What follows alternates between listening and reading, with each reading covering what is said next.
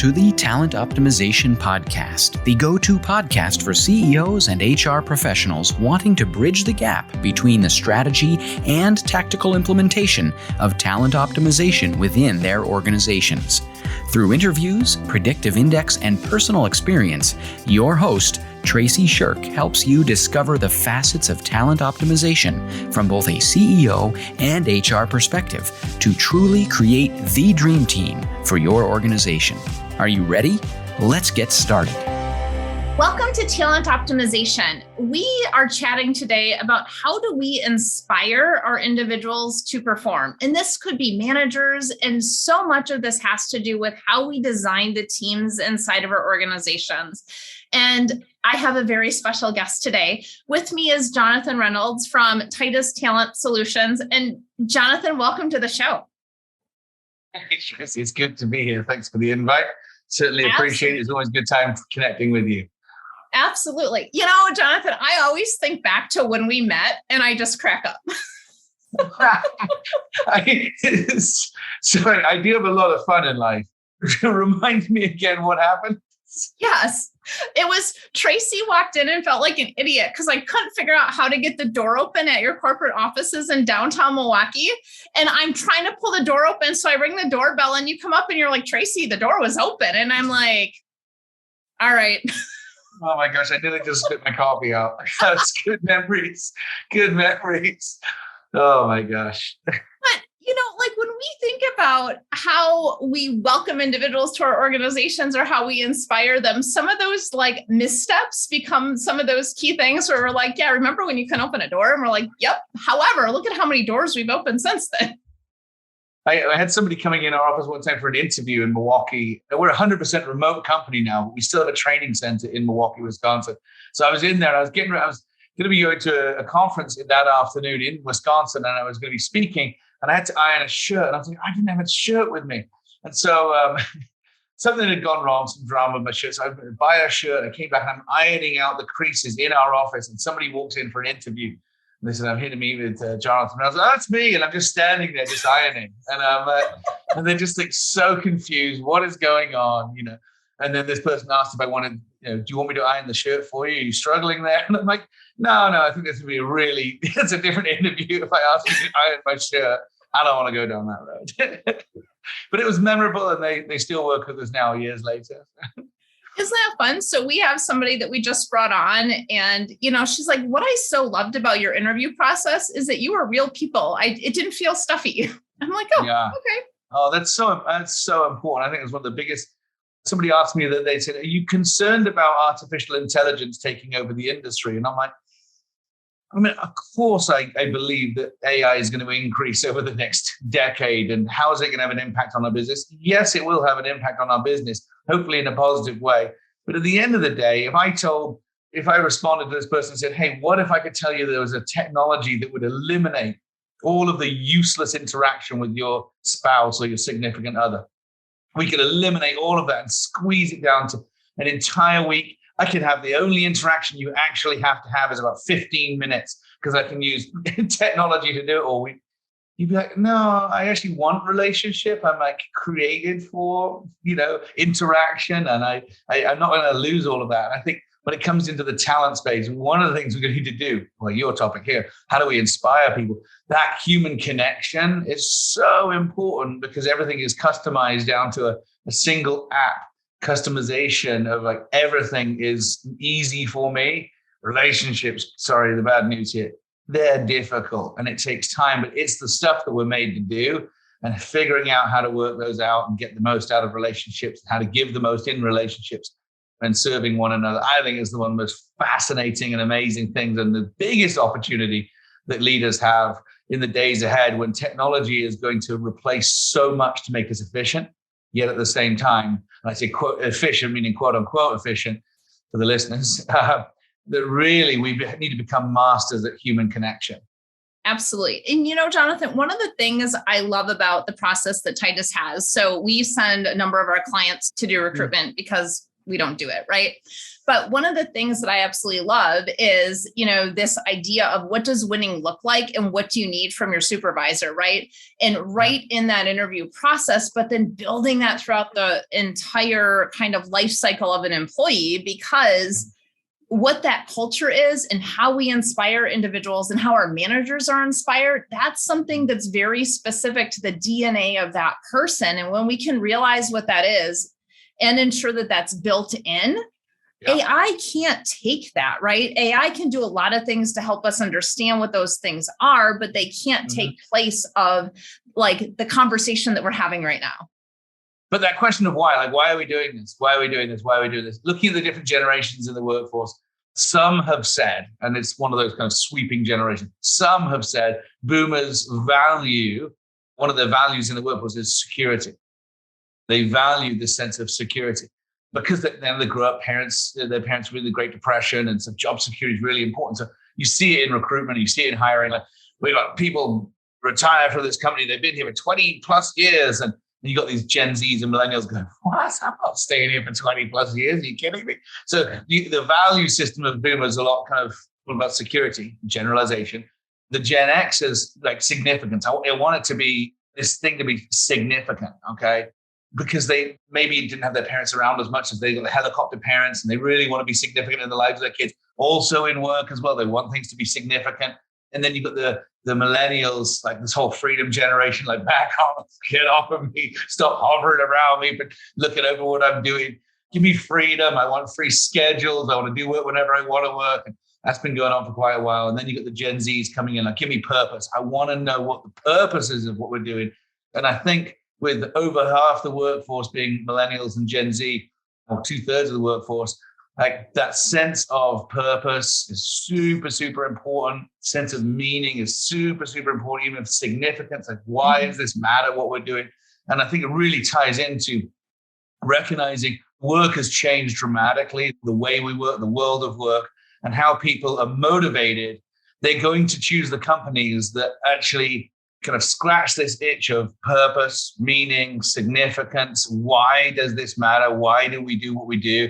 Whatever it is your company exists to do, you've got to dig deep to the why.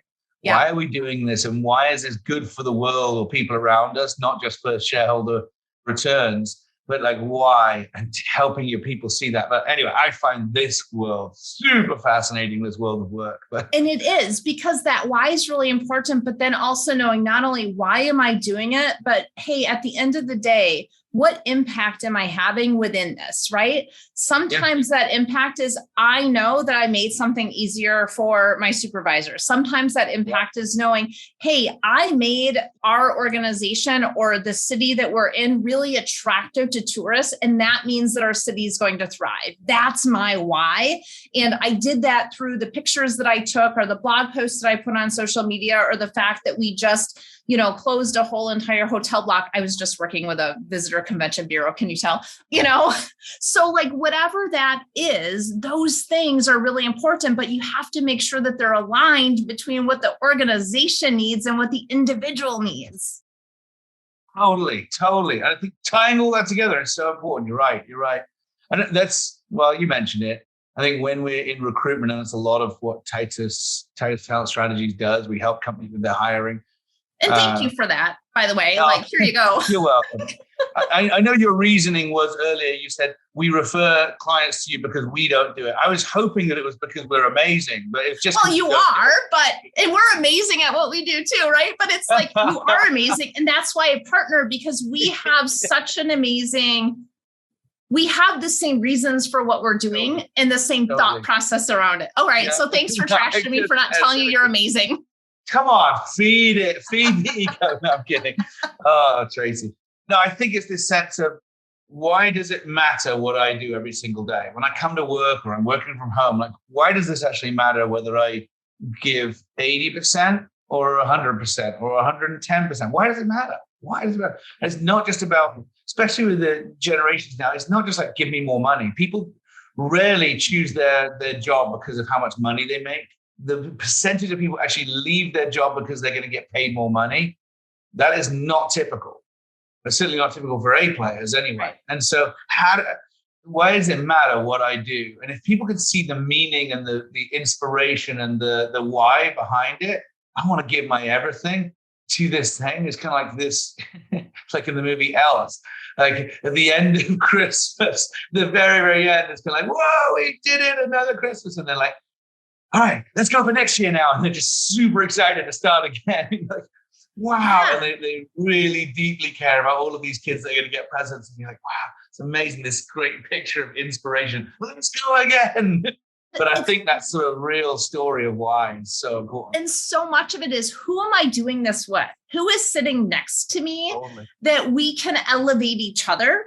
And that is so much of what this is. Like when we look at how do we inspire people, it's understanding what drives them. And it may be that it's friendly competition that is the inspiration. And maybe I want somebody to throw ideas off with, because that's going to inspire me to perform better work and get me from the, I have to do this for a job and I hate life, to, oh my gosh, I want to do this because I'm better, because I make them better. And we're doing something really cool.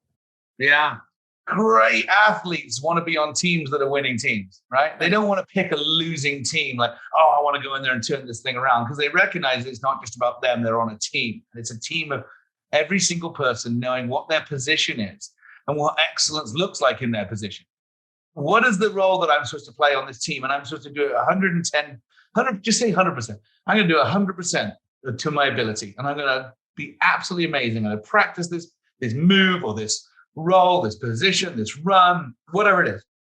And they know that thing really, really well. And that's what makes a winning team, when everyone knows what their role is. Everyone's going to the standard of excellence for their position, and they're all together. That's how you have a championship team. And I was just thinking about that, how many teams in companies, each individual doesn't know what excellence looks like in their role. Right. They don't train for it. They don't get better at it because no one's told them what excellence looks like, let alone this is what winning looks like as a company or a big team or a region or whatever team you're on. Like, wow, imagine if we could really get people in their superpower strengths, where they're we call the head, the heart, the briefcase. So the head, being their behaviors and cognitive, where it's aligned to the job that needs to get done. Their heart is all the motivations and the why that's behind it. Like, why do I do this job in this company over another one? And that's kind of how, the people you work with, et cetera, that you just mentioned. And then the skills, the briefcase, what do they actually bring to the table by way of experience? Imagine if you could get all the super trifactor of that aligned. I mean, goodness me, you'd have people, superpower strengths, doing amazing work together on a team. Anyway, I just have a genuine belief. You can do it. We can do it.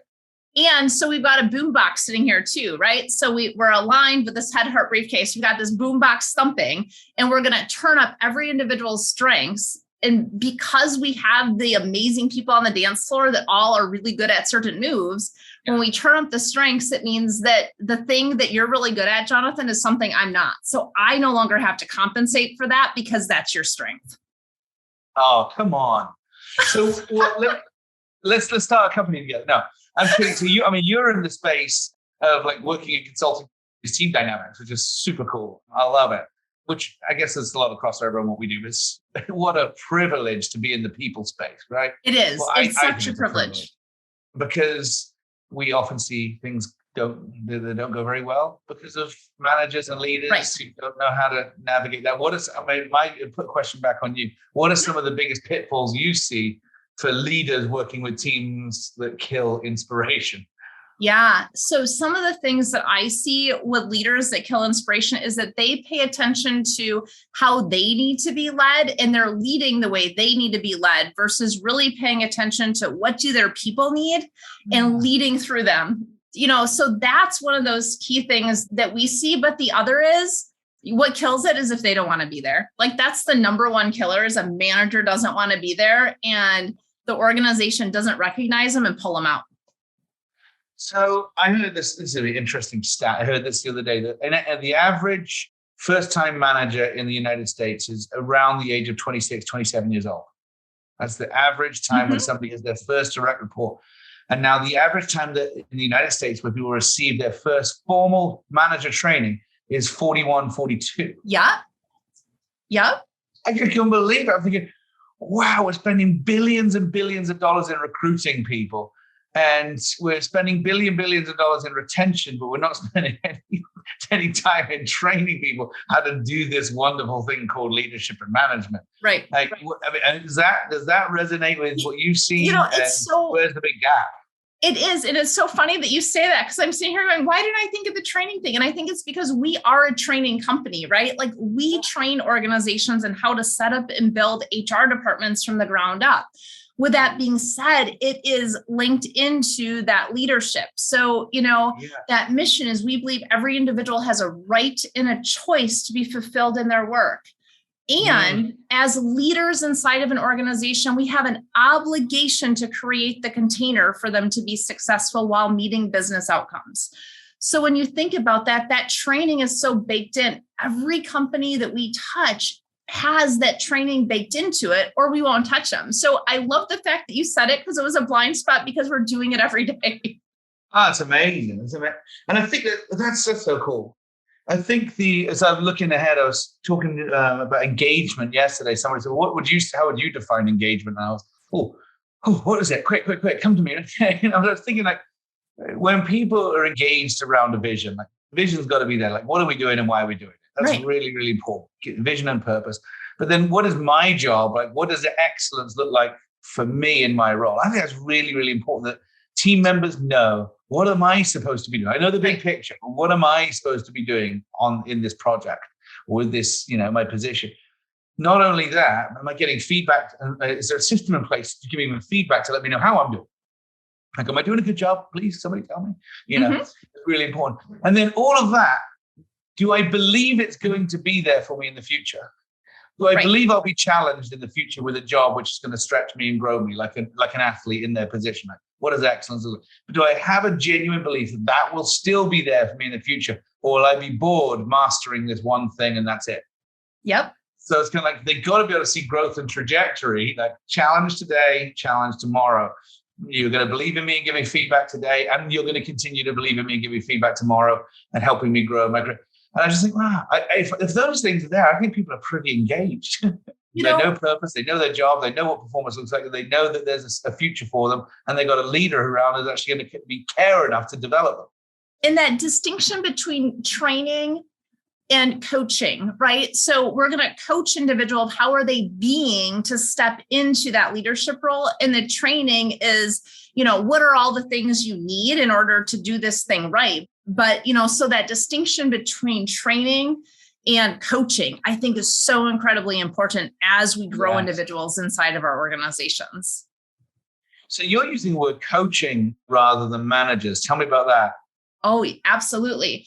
So when you look at, managing is more like we're checking the box for making sure we're getting the things done, right? Yeah. And we can manage individuals in a way that just has them want to, has them come to work every day for a paycheck. But if we're truly coaching them, we're talking about who they are and how they're meeting their specific needs, right? And how they're meeting those needs of others based on how they are being, which is really different than a doing. Like, one's a checklist and one is, when I show up and we have a conversation, do I inspire you and engage you to come back and do more work so that you're moving forward on that mission that we're doing together? That's cool. I can see why you're coming back to inspiration again. This whole inspirational leadership, inspirational coaching. Yeah, it's not true, isn't it? Yeah, you need that. Yeah. So kind of as we talk about the different ways that we inspire people today, what's one key takeaway you have, Jonathan, for the executives that have kind of listened to our conversation? Yeah. Oh, good. So I think beyond some of these things you said about really dialing people in, knowing their expectations and why we're doing purpose and vision, a lot of the standard stuff, Simon Sinek, start with why. Here's some things that I know from my experience. Yeah, last year, of the people we hired, we have 97% of those that joined our team last year gave us at least 100% performance, meaning we paid them a salary and they gave us this output. It was great to know that stat. Right. So our kind of quality of hire is just on performance, 97%, at least 100%, which is awesome. I'm really happy about that. The rest, those other 3%, they were turnover. They're gone. So I'm like, oh, good. We weeded out those ones who are not giving us full performance. Our independent engagement survey that we have, and we use the predictive index like you with it gave us 96% on engagement. We were really happy about that too. So the high engagement, high performance, great. And then the big question is sort of kind of peeling back. We're developing managers. And then the question is like, why do we do what we do? What motivates our team members? And for us, we had this big goal of giving. So the whole purpose statement at the end of it, our goal is to give back $30 million by 2030 over a decade. And we're a small company. And what we found was a lot of our team members were like, oh, I like that. It's nice. Motivated. I don't know if I'm motivated or inspired by that. It's this nice little add-on, but I'm not getting the money because we're innately selfish. It's not for me. But how do I get to be a part of that? So we said, okay, we're only going to give to not-for-profits that you're a part of, physically a part of, sowing into your time, talents, etc. Your family members. And that was helpful. But we found that not everybody kind of says, hey, I'm involved in this. Can we give to this? Like probably about a quarter of the company, maybe, asking for funds from our foundation. Right. And I was like, oh, that's really interesting. How do we actually tap into this thing of, while people are a part of us, that we're on a journey of generosity together? Because I think that whole sense of purpose, significance, meaning, how do we take our employees on this journey? And so we set out to do this thing where each year we would take the company on a trip, like everybody on a trip, and bring everyone together and tie it into this whole thing of, I say giving back, because giving back to me sounds a little bit like you took too much. But so it's kind of like the left, I put too much on my plate. Sorry, I should give back to you. But I think having this intentionality around part of why we exist as a company is generosity and sparking our team members in this. And so we take them on these trips. So we took the whole company down to Mexico, and we built homes down there together. And it was the act of doing something together that was changing somebody else's life, purpose, meaning, significance. It was hitting all of these buckets of why do we do what we do. And it was wonderful, the impact of seeing that, people coming away from going, wow, I'm a part of something so much bigger than ourselves. And no one was excited about the actual work that we do on a day-to-day basis. It was like, this is amazing. And so now we're bringing this connection. Every time we do stuff, it's like, hey, we're going again next year. So May of next year, we'll take the whole company. We're going to build 10 homes for families down there. It's super exciting. But the engagement and vision and inspiration is going to go up. That makes people want to do an outstanding job for our partners around the country. So that's my little tidbit. Like, how do you take people on the journey of something that's more significant than the actual work you do on a day-to-day basis? I think that will cause a lot more inspiration and engagement and vision and retention. And, there's a lot of ands that come with it if people realize that you exist for something bigger than yourself. Absolutely. And that ability to grow together as a team is really fun. Yes. Oh, yeah. And we had a lot of fun doing it, and you're painting people, and I'm supposed to be painting this, but I'm going to paint you instead. Yeah, a lot of fun. Love it. So what's a takeaway for our HR folks that are listening in today? Ooh, okay. So biggest I love takeaway. how you get all serious. You talk about HR and you're like, now it's a serious conversation. It's all like rules and compliance and that. No, I'm kidding. No. So I'll talk the language of process. If you talk to HR people, I'm going to talk about process, because there needs to be a process or a system to be able to manage all of these things we're talking about. If it's just this kind of visionary business owner's cool idea that it never gets done. Yeah. He's kind of like, we should do this. It's kind of like, okay, who's actually going to outwork all of these things? So I'm talking the process. What is the process? We talk about right person, right seats, right people, right seats. What's the process for that? How do you go about getting the right person in the right seat? Now, when I say right person, I say A players. What I mean by an A player is somebody who crushes their performance objectives and is highly engaged and highly aligned with the present day situation of the company and the future of the company. They see how they fit in the picture. Where are they? Like, where are they in the group photograph? Because we all naturally look at a group photograph and say, where am I? What does the group photograph of the future of a company look like? And where do they sit? Where are they going to be standing in the future? So how do I processitize? How do you do that? Processitize? I don't know what the big word is. I love it. You just made up a new word. Yeah. How do you create a process for attracting A players? So my takeaway is this. Are you attracting A players in the same way you would attract a C player? Like, are you trying to attract people to join your company in the same way you would attract somebody who sees the yard sign that says we're hiring? I mean, I'm blown away by how many companies have we're hiring stickers all over the place. And I'm like, who are you attracting? Like, stop the bus. Like, with 5 million open positions in the country right now and nobody to do the work, like, who are we attracting by sticking a yard sign saying we're hiring? Like, people who are really running hard away from something. So I think if you want to hire somebody who's running towards your opportunity because it's a truly superior career move, what is the process to attract them? And I think that requires a different hat.